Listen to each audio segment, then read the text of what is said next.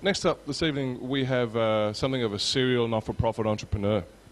Nick McKay, after several serial not-for-profit entrepreneurial actions, including being one of the founders of the Oak Tree Foundation and also founding an organisation that's called Key Change Music, working with Australians and South Africans around communication through music.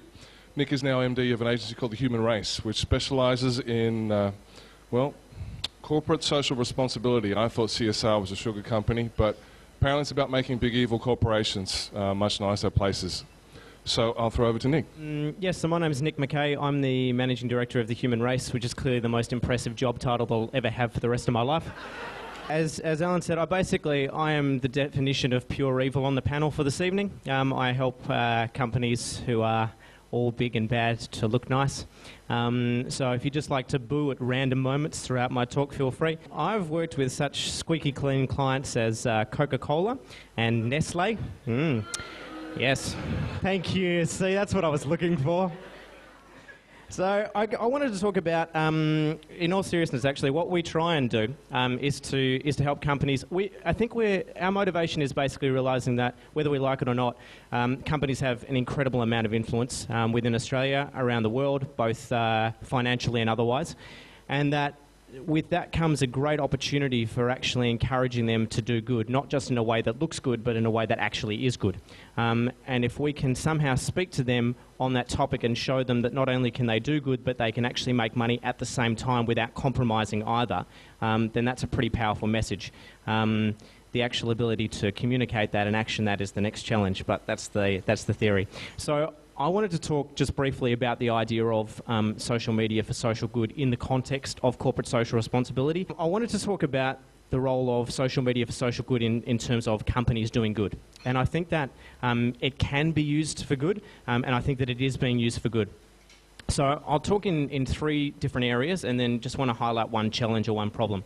The first area in which I think social media is really helpful is for corporate social responsibility consultants, people who work or workers, people who are employed and who are practitioners in this field. I think that social media is an incredible source of information from around the world that you would otherwise perhaps not have access to. I think it has the ability, because of its speed, to create and to instigate amazing conversations, to spread new ideas, and ultimately to lead towards what I hope is best practice in the field of companies doing good. I know that for myself, I think Twitter is probably the best example of that. I held out as long as I possibly could before I opened my Twitter account, but I'd have to say that since then I've been pleasantly surprised, and the extent of the information that I've been able to learn, the people I've been able to connect with, has been incredible. In terms of consumers, I also think social media is very powerful. It obviously tells us at a great speed what's going on, and particularly those companies that are doing good and particularly those that are not doing good. And through that really gives us the tools and the information to use our buying power and to use our choice as consumers for good, which ultimately we hope in the wonderful world of capitalism will actually lead to behavioural change amongst the companies from which we purchase, because we can choose either to or not to purchase from them. Probably most importantly, I think that social media has a huge role to play in terms of influencing companies themselves. It obviously has the ability to sort of cut through the veneer of company comms and company PR and to really expose a lot of the work that's going on. I think it has the ability to show up companies that are doing well and that are doing not so well. And I think that it has, and part of its power, I think, is that it's helping to change the way that companies manage their reputation, because I think traditionally companies could kind of, if they had some negative publicity out there, they just sort of put a clamp down on it. They'd try and spin it in a way that made it look like, so that they didn't appear to be so bad. Social media doesn't actually behave and conform to those norms. And a great example, ironically enough, particularly as David's about to talk next, is Nestle and the most recent Greenpeace campaign.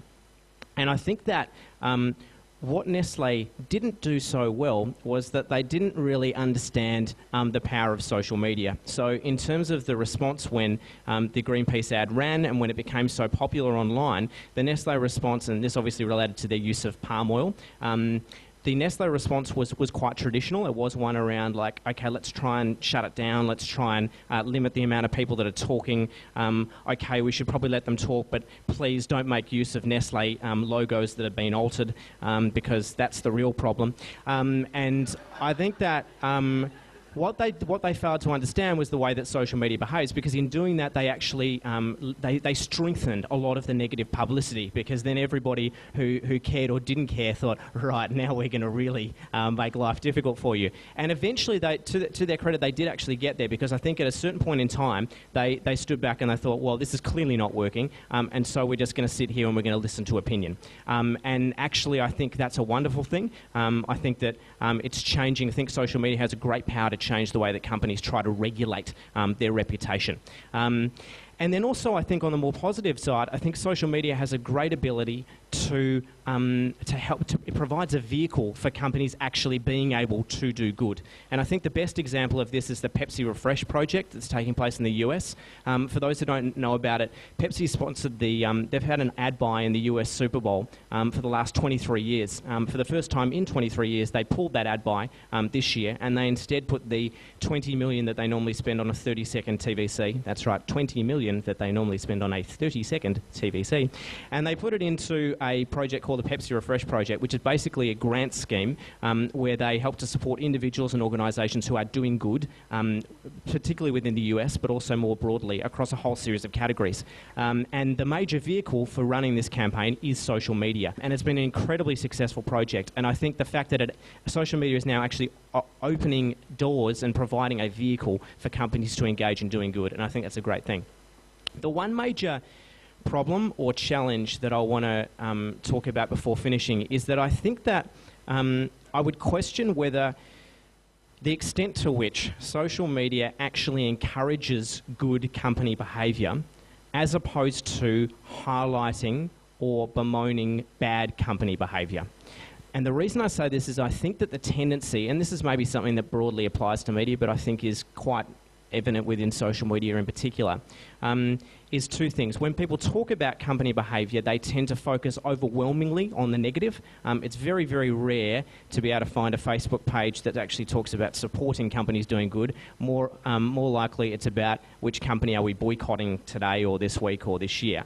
And I'm not saying there's not a place for that, but I'm saying that I think the balance is skewed very much in the negative favour. And I think the second thing is that it doesn't necessarily, people's engagement with CSR or companies doing good is pretty piecemeal for the most part through social media.